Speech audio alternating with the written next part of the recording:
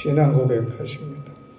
전능하사 천지를 만드신 하나님 아버지를 내가 믿사오며 그 외아들 우리 주 예수 그리스도를 믿사오니 이는 성령으로 잉태하사 동정녀 마리아에게 나시고 본디오 빌라도에게 고난을 받으사 십자가에 못 박혀 죽으시고 장사한 지 사흘 만에 죽은 자 가운데서 나타나시며 하늘에 오르사 전능하신 하나님 우편에 앉아 계시다.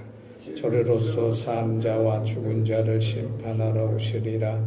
성령을 믿사오며 거룩한 공회와 성도가 서로 교통하는 것과 죄를 사하여 주시는 것과 몸이 다시 사는 것과 영원히 사는 것을 믿사옵나이다. 아멘. 찬송가 537장입니다. 537장입니다.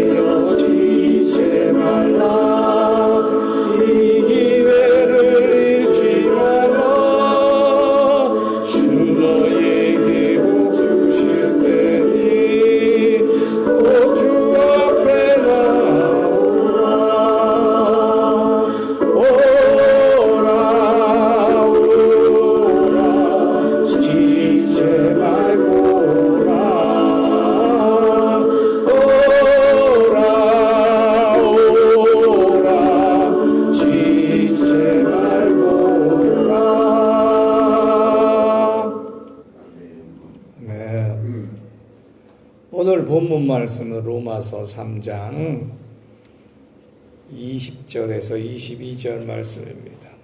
오늘 본문 말씀 로마서 3장 20절 22절 말씀입니다.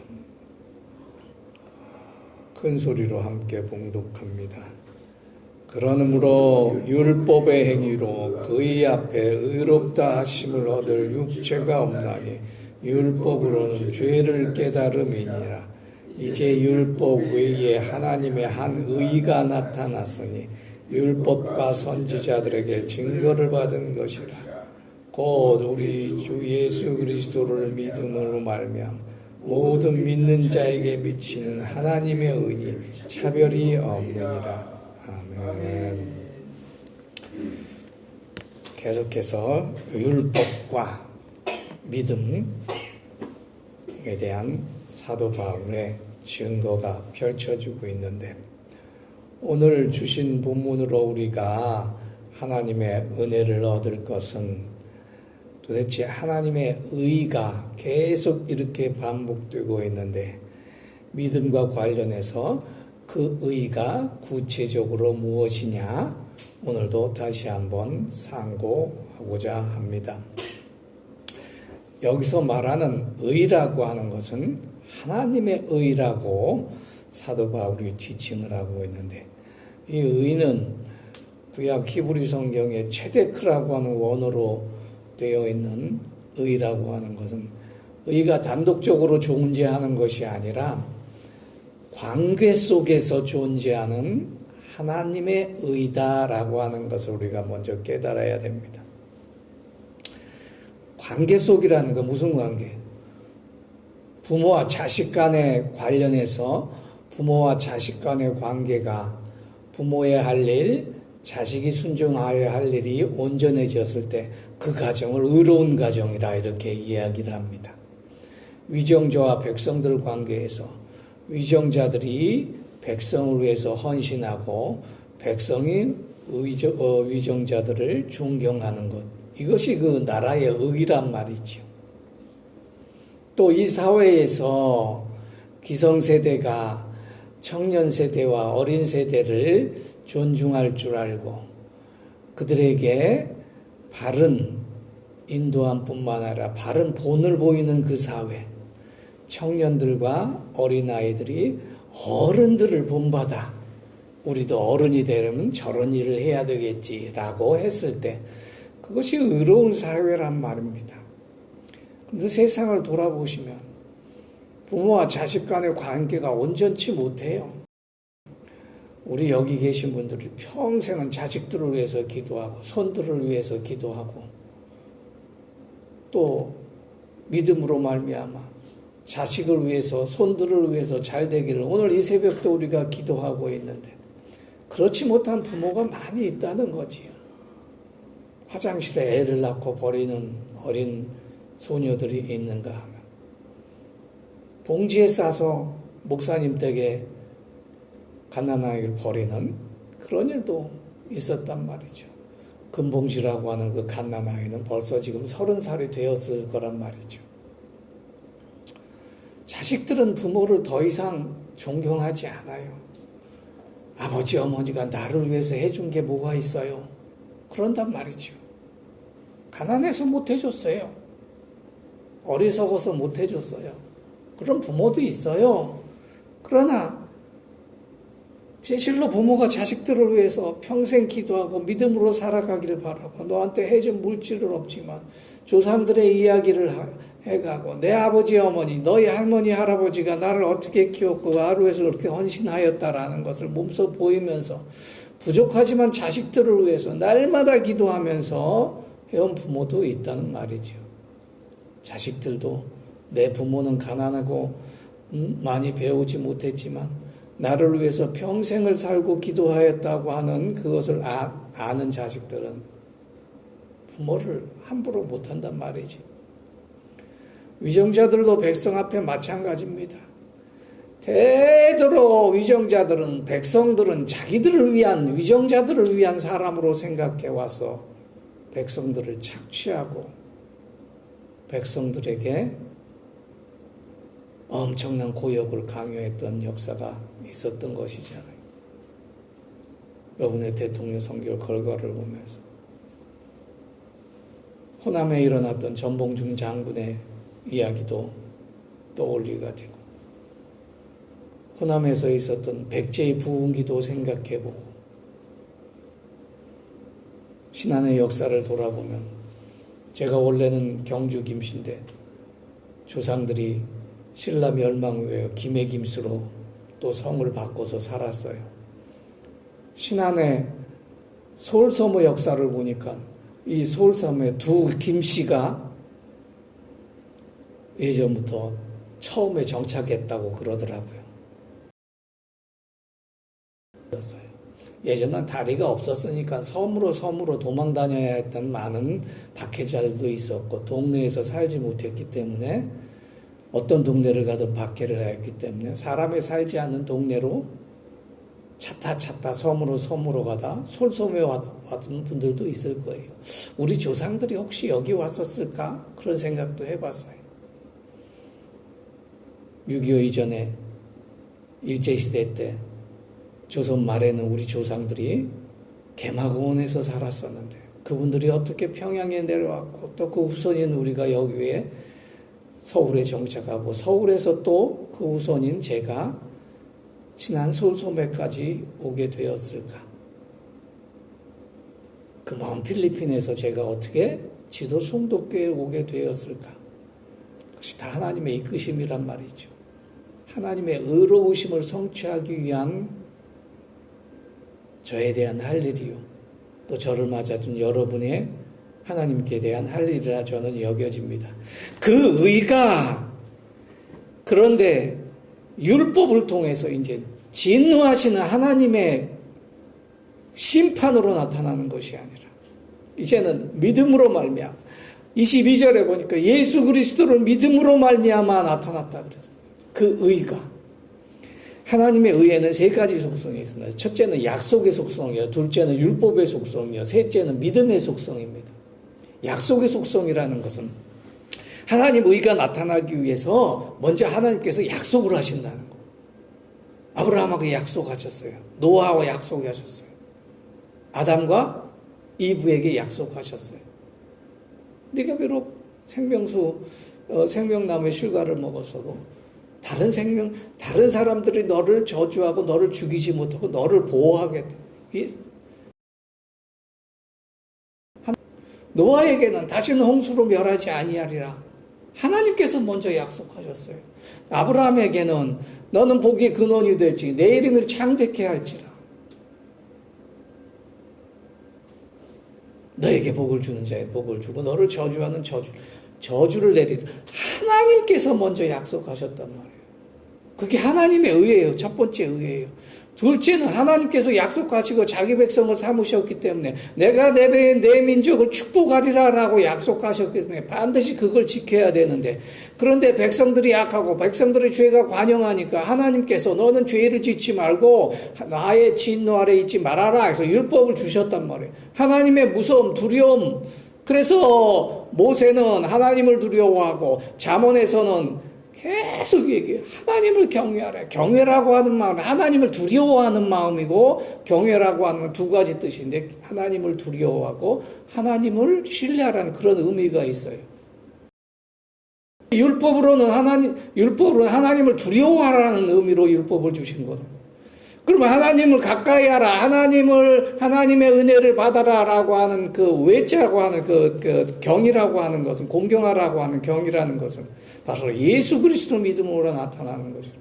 하나님의 세 번째의 의까지 세 가지 의를 다 깨닫지 못하면 우리가 온전한 하나님의 복과 은혜에 나아갈 수 없다고 하는 거죠. 가만 생각해 보세요. 하나님께서 내가 하나님을 믿어 내가 하나님께 약속한 게 아니란 말이에요. 기도는 내가 기도해서 되는 것이 아니라 하나님이 기도에 응답하셔서 되는 그게 기도예요. 그러면 생각해 보세요. 하나님께서 약속하셨기 때문에 내가 기도한 게 아니라 기도 들어주시는 하나님의 뜻에 따라 내가 축복을 받고 응답을 받는 거란 말이죠. 그래서 첫 번째로 그 약속의 하나님의 의를 우리가 깨달아야 돼요. 두 번째는 율법을 그래서 하나님을 두려워하는 마음. 하나님께서 내 기도 안 들어주시네. 하나님께서 내 뜻대로 안 해주시네. 난 하나님에 떠날래. 이게 율법적인 신앙을 가진 사람이에요. 율법은 뭐예요? 내 기준에 내가 율법을 지켰으니 하나님이 복을 주신다. 내가 율법을 지켰으니 하나님께서 나를 보호해 끝까지 지켜주실 것이라. 그래서 율법을 가지고 있는 유대인들은 우리는 율법을 가진 민족이라. 무슨 짓을 해도 하나님께서 우리를 버리지 아니하신다. 무슨 짓을 해도 하나님께서 우리를 구원하신다. 그런데 그 유대인들이 어떻게 했어요? 2000년 동안 돌아다녔어요. 나라 없이 멸망당하고 솔로몬이 왜 나라가 갈라져 가지고 남유다 북이스라엘이 생기는 게 하면 200년 후에 바벨론에게 멸망하고 70년간 종사를 해서 스룹바벨을 해서 예루살렘의 성전을 건축. 그 후에 얼마 못 가서 또 율법을 주장하고 율법을 가진 자기가 잘난 체 하다가 잘난 체한 그 민족이 또 2000년 동안 헤매어 다니다가 급기야 히틀러 시대 2차 대전 때 아우슈비츠의 이야기를 여러분 아시다시피 참혹한 형상을 당했잖아요. 근데 아직도 정신을 못 차리고 이스라엘 땅을 우리가 지키겠다 하고 지금 지키고 있는 게 하나님의 말씀으로 지키는 게 아니라 핵무기로 지키고 있다는 거예요. 무기로 지키고 있다는 거예요. 아랍이 마음만 먹으면 아랍 중동 사람들은 아랍 민족은 2억이 넘어요. 이스마엘 후손들은. 그러나 이삭의 후손들은 고작 500만 명밖에 안 된단 말이죠. 아랍 사람들이 석유로 해서 돈도 많겠다 무기 뭉창 사가지고 다 쏟아보면 이스라엘은 문제가 되지 않는데 핵무기를 30개나 가지고 있으니 다 쏘아버리면 자기들도 망하고 우리도 다 망하겠다 하는 그런 의지를 가지고 있으니까 아랍 민족들이 꼼짝을 못하고 있는 거지. 근데 하나님은 그렇게 얘기하지 않으세요. 하나님은 그렇게 해서 나라를 지키를 원하지 않으세요. 이 백성에게도 마찬가지고 우리 가정도 마찬가지고 우리 기업도 마찬가지고 우리 자식들도 세상에 있는 것 가지고 지키고 세상에 있는 것 가지고 아이들을 가르치고 세상에 있는 그런 원리대로 기업을 경영하고 일터에서 일하기를 원하지 아니하신다는 거죠. 세 번째, 믿음으로 인한 하나님의 의를 그래서 깨닫게 해주신다고. 그래서 오직 예수라고 하는 이 오직 말씀이라고 하는 오직 은혜로만 하는 이 종교개혁의 기치가 그래서 나타나게 된다고 하는 거예요. 복음은 그런 이 세 가지 요소로 말미암아 우리에게 나타나 은혜가 되고 은총이 되고 축복이 된다고 하는 거죠. 오늘 믿기 때문에 기도하는 거 아닙니까 우리가? 믿기 때문에 이렇게 예수를 믿기 때문에 이 자리에 나온 것이 아니겠습니까? 그 외에 다른 것이 무엇이 있겠어요? 그래서 22절에 결론적으로 말해요. 예수 그리스도를 믿음으로 말미암아 모든 믿는 자에게 미치니 하나님의 의다. 예수를 믿는 믿음으로 말미암아 그 믿음의 의까지 이르게 되는 것이 바른 신앙이고 하나님의 바른 축복이고 하나님의 약속의 근거가 된다고 하는 것입니다. 3장의 핵심적인 구절은 22절에 있어요. 그러므로 오늘도 우리의 믿음을 한번 돌아봅시다. 새벽기도 잘 나오고 우리 여기 계신 분들은 대예배도 빠지지 아니하고 하나님께 드리는 헌물도 잘 드리고 잘하지요. 그러나 우리 자신을 또 돌아봐야 돼요. 주여 나의 믿음을 연약하게 하지 마옵소서. 나의 믿음이 연약할 때 나를 붙들어 주옵소서. 왜냐하면 나는 약하기 때문에. 오늘도 다시 한번 각자 맡은 일터로 돌아갈 때 하늘을 바라보며 믿음으로 여러분의 가정 지켜주시기를 예수 그리스도 이름으로 간절히 축원합니다. 믿음으로 하나님께서 우리의 믿음을 보시고 의롭다함을 인정받는 오늘 하루가 되시길 예수 그리스도 이름으로 간절히 축원합니다. 믿음으로 연약한 자가 자리에 일어나고 병약한 자들이 치유케 되고 강건케 되시기를 예수 그리스도 이름으로 간절히 축원합니다. 기도하겠습니다. 하나님 아버지 감사합니다. 오늘 토요일 또 주일 마지막 주간이 되었습니다. 한 주간 지켜주셨으니 또한 내일부터 시작하는 새 한 주간 저희가 경건한 마음으로 기도하며 하나님께 나아갈 수 있도록 하루를 잘 정리할 수 있도록 하여 주옵소서.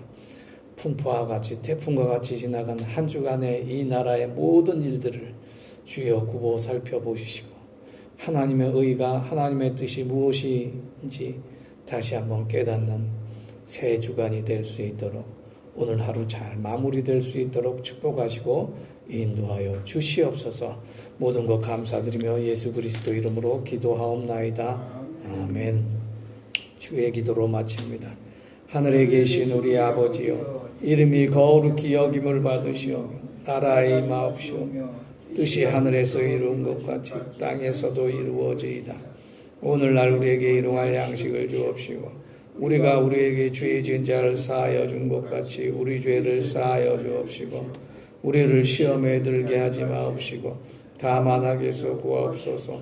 대개 나라와 권세와 영광이 아버지께 영원히 있사옵나이다. 아멘.